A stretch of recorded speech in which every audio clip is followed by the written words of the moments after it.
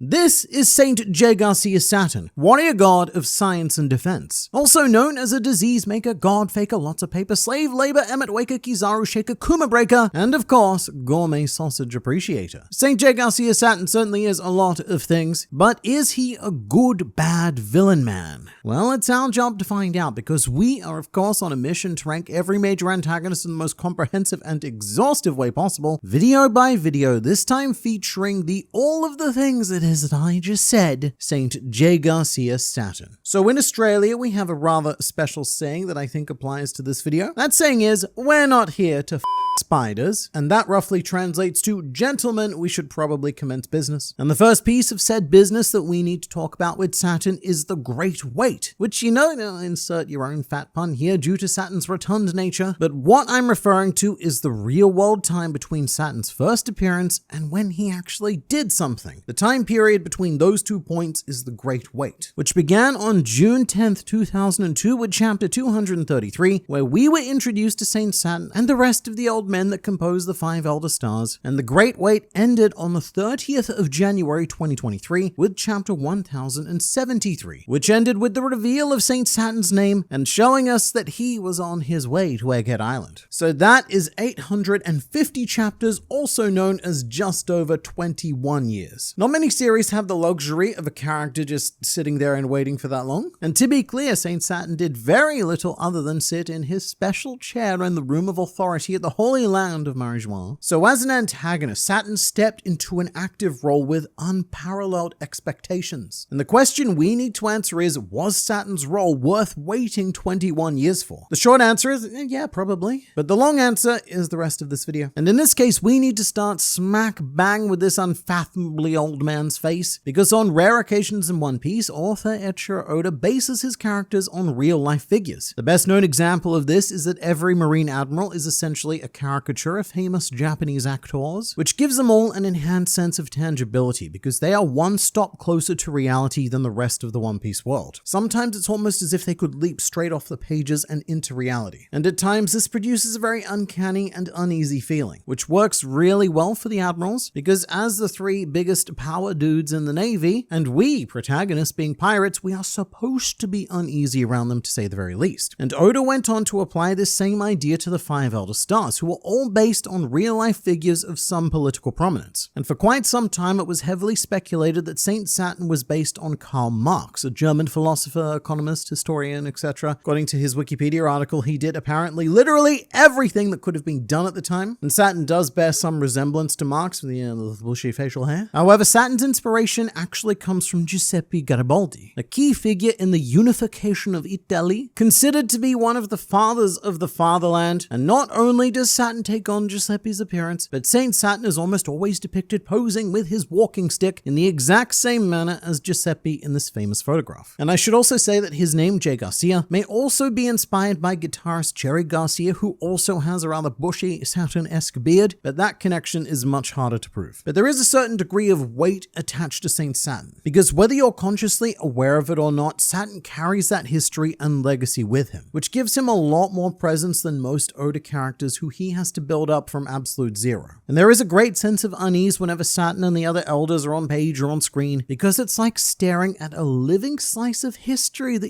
just doesn't quite belong there. Which is of course very intentional on Oda's part, because we do go on to see a panel of Saint Saturn from 200 years ago, and he looks exactly the same, as if he's been frozen in time. I mean, I say as if, that's almost certainly what happened. Saturn was a man who was granted a degree of immortality by Imu, and choosing to base him so heavily on a real-world historical figure is the perfect choice to portray this man frozen in time. Saturn's also in a very unique position in media, because the weight of his immortality can be deeply felt, and not just by his design, but by the sheer amount of time that readers and watchers have spent waiting for him. Longtime readers have been seeing this man for the last 20-something years, and nothing about him has changed. His looks and his actions have been almost completely stagnant, and the fact that we didn't even know his name for 2 decades built Saturn up as this timeless entity. Because I don't know about you, but I've aged 20 years since I first saw Saint Saturn. But he hasn't. He hasn't aged at all. And had things not played out the way that they did, I think there's every chance that Saint Saturn would have outlived me because I am a mere mortal man on the internet. So if there was anyone in this world worthy of holding the title of a god, which Saturn did claim to be, then look, he is the closest we've come so far. But let's talk about the concept of evil, because most One Piece antagonists, they fall into this fun spectrum of good and evil. You've got your atrocious scumbags at one end, like Caesar Clown and Spandam, and then on the other side of the spectrum, you've got antagonists who were the heroes of their own stories, like Charlotte Katakuri. But most other antagonists fall somewhere gracefully in the middle, very rarely being classified as either simple black or white. But the revolutionary thing that Saint Saturn did was completely redefine our One Piece spectrum and show us for the first time the true depth of pure black that Eiichiro Oda can create. Saturn may look like a feeble old man, but watch carefully as he clumsily collides with this here wall, silly Saint Saturn. You should really watch where you're going, and look, you've dropped your pentagram? That is how the truth of Saint Saturn was introduced to us. Via a magical pentagram appearing out of nowhere on Egghead Island, emanating dark, sinister aura, fire, smoke, and a shadowy monster being conjured in the center. And it's pretty difficult to depict one as more blatantly evil than that, especially in a series that doesn't particularly subscribe to magic and demons. Although this sort of idea isn't completely foreign to One Piece, previously we had seen a society of, quote, black magic users, or at least people who claimed to use it and accidentally ended up believing themselves, because coincidentally Brook landed in the center of their summoning circle at just the right time. The difference is that was clearly played for comedy and panties, because even the cultists on Namakura Island were shocked that their ritual worked and they successfully summoned the devil. But in the case of Saturn, there's no room for any other interpretation, because what we see is a true devil rising from dark sorcery, which may or may not be devil fruit related. We don't know that for a fact at the time of this recording, but it probably is, and even if it is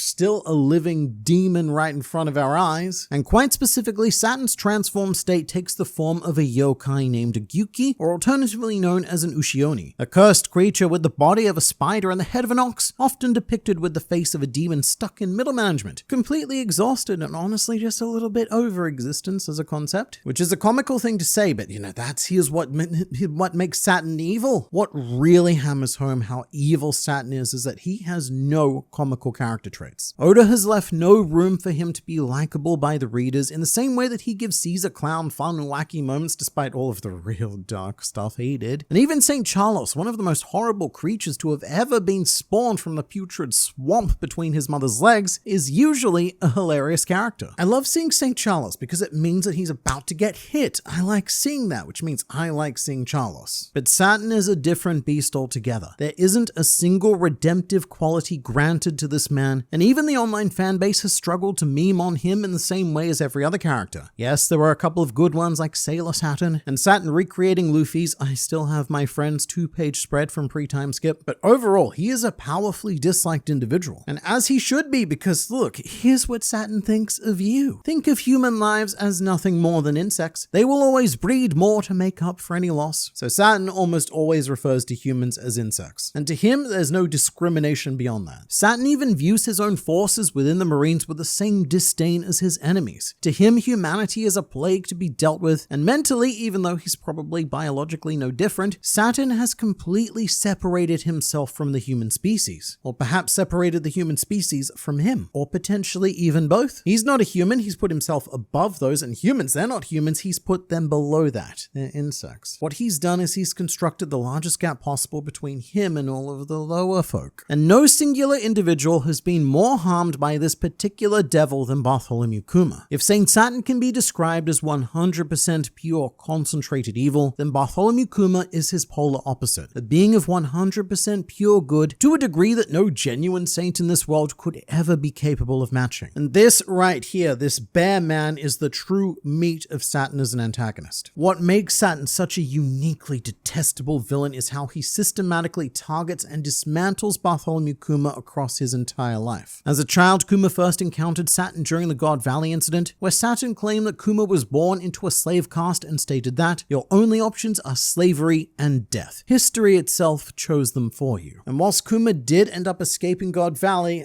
mate, you can't outrun the devil. And Saturn would do everything, and I mean everything in his power, to make make good on those words, which included abducting and experimenting on Ginny, the love of Kuma's life. Saturn infected her with a rare disease known as sapphire scales. And just as a side note, sapphire is the associated gemstone of the planet Saturn. So it's implied that Saturn, he wasn't just experimenting with this disease. It's actually more likely that he was the one who created the disease in the first place, which is very much in line with his yokai origins, as the Ushioni is said to cause an incurable disease to anyone unfortunate enough to come across it. And only when Ginny was on the verge of death via sapphire scales with no chance of recovery did Saturn, quote, dump her off so that Kuma could witness Saturn's work and ideally succumb to raw despair, which may very well have happened were it not for Ginny's newborn daughter, Jewelry Bonnie. Bonnie then became Kuma's reason to live. However, this was just another cruel twist in Saturn's plan, because Bonnie had been born with sapphire scales as well, and her life expectancy didn't extend into double digits, thus forcing Kuma to suffer through losing his most loved person in the world for a second time. That was one option anyway, but the one that Saint Saturn wanted and ultimately received was infinitely more cruel. In his desperation, Kuma brought Bonnie to Dr. Vegapunk for him to cure the condition, after which point Saturn stepped in and said that yes, he would allow it, but only under 3 conditions. 1, that Kuma would become a subservient warlord of the sea. 2, that his body would become an experimental weapon for the world government. And finally, that Kuma must abandon both his mind and his free will, effectively making good on his words decades before on God Valley. Your only options are slavery and death. And for the sake of Bonnie, Kuma chose slavery. Kuma's body was gutted and augmented. It became a cyborg. His memories were erased and he became a loyal robotic slave of the world government. And the Kuma-Saturn dynamic is a metaphor for the world government's effect on the world as a whole. What Saturn did to Kuma is exactly what the world government has been doing to the entire planet. And as vile as it is, that is exactly what elevates Saturn as a villain. I've never seen a character in One Piece both capable of such horrendous cruelty and someone who actually succeeded in implementing it. Jaygarcia Saturn wasn't a being to be feared because of his raw power. He was to be feared because of his cold, calculating mind, seemingly incapable of being countered because no one else can access the depth of mental horror that Saturn casually conjures. But more importantly, Saint Saturn is to be feared because of his patience, something that the vast majority of One Piece antagonists lack, but all of the best ones use to their advantage. It's like a secret power. After Kuma escaped God Valley, Saturn didn't throw a tantrum and make any hasty moves. No, mate. Instead, what he did was this old man, he sat down, had a nice cup of tea, and carefully constructed a lifetime of torture for Kuma and implemented it very patiently, step by step, until Saturn achieved his twisted goal. At the moment, I think Saturn's only competition for patience is Blackbeard. He's the only other character who has shown this willingness to look decades into the future, and that's a key part of what makes him so terrifying as well. Patience is powerful. But this can often be quite a bit of a problem to deal with in stories. Constructing a character so cruel yet so smart that it seems impossible to actually outthink and defeat him. And when the heroes ultimately do, sometimes it's a bit unsatisfying because it feels like it only happened because the story needed it to. Genius characters have a tendency to get real dumb at the end of their arcs for some reason. However, Saint Jaygarcia Saturn is an absolute masterclass of how to handle the downfall of a villain like this. And the way you do it is by having all of their actions add up to cause their own downfall. For every mercilessly cruel maneuver that Saturn implemented, he created an equally as grave mistake. And it all boils down to the core concept of hubris. I don't know if I've made this clear enough, but Saturn doesn't just consider himself to be a god. He is in fact a god of gods, because every world noble claims the title of god. However, Saturn sits above all except for the supreme being Emu.